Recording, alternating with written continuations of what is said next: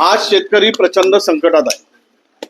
आजच्या स्थितीमध्ये मी माहिती घेतली, जवळपास विदर्भातील 58% शेतकऱ्यांना कर्ज पुनर्कर्ज मिळालेलं नाही।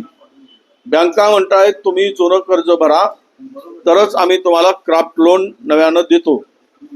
हे 58% शेतकरी आहेत विदर्भातील धान उत्पादक जिल्ह्यात। धान उत्पादक जिल्ह्यातील धानाला बोनस देण्याची घोषणा केली, त्याचाही अद्याप पत्ता नाही। ही घोषणा होती खरीपाच्या हंगामाची, रब्बीचं धान निघालं, त्यानंतर आता पुन्हा नव्यानं खरीपाचा हंगाम सुरू होतो आहे। शेतकऱ्याला बियाणे, खतासाठी, रोवण्यासाठी पैशाची आवश्यकता आहे, परंतु अजूनही सरकारने ना कर्ज ना बोनस दिला। जवळपास 6 महिन्यापासून संजय गांधी निराधारच्या योजनेचे पैसे त्या निराधार व्यक्तीला दिले नाहीत, जे 1000 रुपये देतात। कोतवालाच्या मानधनाचा पत्ता नाही 4 महिन्यापासून। पोलीस पाटलाच्या मानधन देऊ शकत नाही। पगार आता 10 ते 12 दिवस लेट चाललेला आहे शासनाचा, अनेक विभागांचा।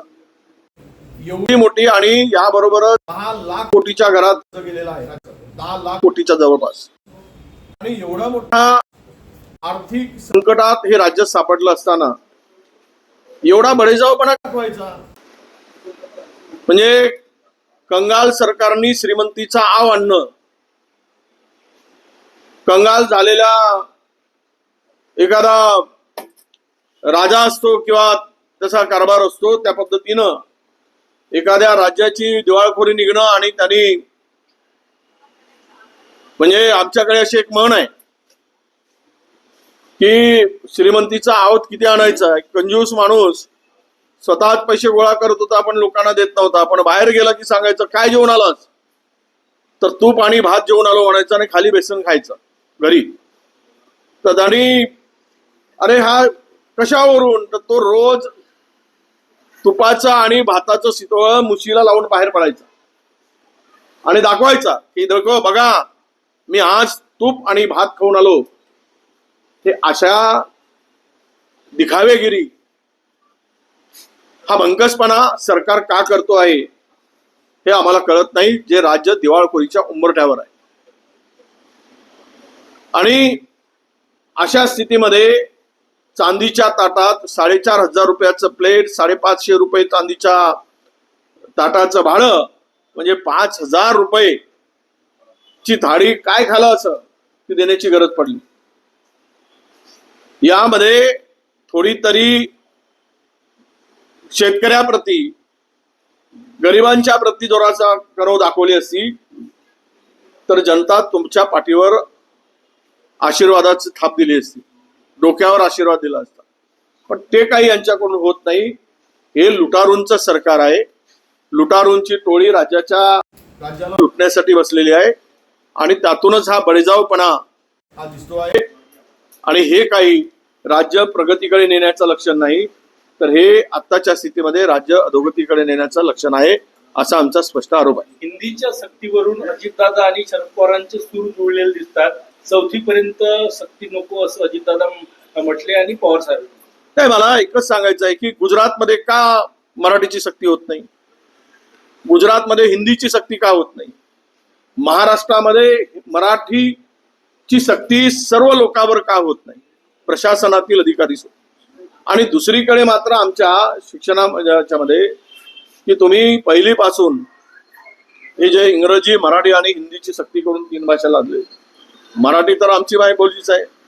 मराठी ही संत परंपरेतून आलेली भाषा आहे, आमच्या महाराष्ट्राची अस्मिता आहे, संस्कृती आहे, सगळं आहे। आणि अशा स्थितीमध्ये तुम्ही 5वी पासून लागू का करत नाही? कोणाचे चोचले पुरवण्यासाठी ही भाषाची सक्ती करताय, कोणाच्या इशाऱ्यावर करताय, कोणाला खुश करण्यासाठी ही भाषा वापरली जात आहे। म्हणजे गुजरातमध्ये लागू होत नाहीत, इतर राज्य त्या ठिकाणी लागू करत नाहीत आणि मराठीचं अस्तित्व संपवण्यासाठी, मिटवण्यासाठी अशा पद्धतीने ही तिसरी भाषा सक्तीची करणं हे शरद पवार साहेब आणि अजित पवारजी, पवार साहेब तर विरोधात आहे, त्यांची भूमिका ती स्पष्टपणे मांडली आहे। पण अजितदादांनी केवळ भूमिका मांडून होत नाही, तर कॅबिनेटमध्ये ही चर्चा का घडवून आणली नाही? आणि कॅबिनेटमध्ये यावर चर्चा करून दादा आग्रही का झाले नाही हा सुद्धा प्रश्न या ठिकाणी उपस्थित होतो. म्हणजे इकडे विरोध करायचा, काल जसा शक्तीपीठ मार्गाला विरोध केला आबिडकरांनी आणि मुश्रीफांनी, अरे विरोध काय करताय, बाहेर पडा ना, मंत्रिमंडळातून बाहेर पडायची धमकी द्या, धमकी तरी द्या किमान, आम्ही राहणार नाही. शेतकरी त्या ठिकाणी उद्ध्वस्त होतोय, शेतकरी त्या ठिकाणी भूमिहीन होतोय, एकदम सुपीक जमिनी या रस्त्याची गरज नसताना त्या ठिकाणी होते आहे. त्यामुळं मंत्रिमंडळातून किमान पळू शकत नाही तुम्ही, निघू शकत नाही, तुमची ती ताणत नाही, पण किमान एवढं तरी सांगा की आम्ही बाहेर पडू. जर तुम्ही याला शक्तीपीठ मार्ग जर त्याला तुम्ही मंजुरी देणार असाल, तो करणार असाल, तर आम्ही बाहेर पडू, अशी भूमिका मांडायला पाहिजे. आणीबाणी मुख्यमंत्र्यांना जी आहे ती